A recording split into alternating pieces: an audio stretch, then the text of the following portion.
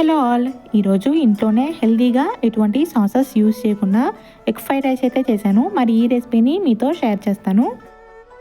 ముందుగా ఆనియన్స్, కరివేపాకు, కొత్తిమీర, క్యారెట్, పుదీనా, గ్రీన్ చిల్లీని సన్నగా కట్ చేసుకుని పక్కన పెట్టేసుకోవాలి. ఇందులో స్ప్రింగ్ ఆనియన్స్, క్యాప్సికమ్ కూడా తీసుకోవచ్చు. ఇప్పుడు బాండి పెట్టుకుని కొద్దిగా ఆయిల్ వేసి వేడైన తర్వాత 2 ఎగ్స్ బ్రేక్ చేసుకుని 2 మినిట్స్ కదపకుండా కుక్ చేసుకోవాలి. ఇది కుక్ అయిన తర్వాత స్మాల్ పీసెస్ కింద కట్ చేసుకుని కొద్దిగా ఫ్రై చేసి బౌల్లోకి తీసుకుని పక్కన పెట్టేసుకోవాలి.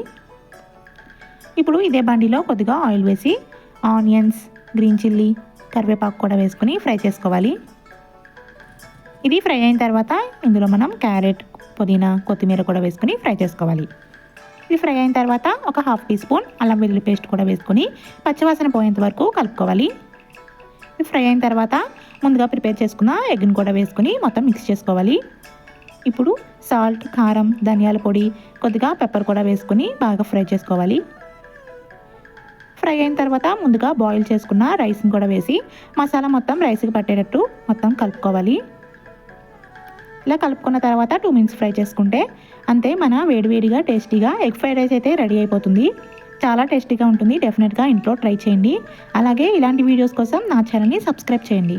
బాయ్.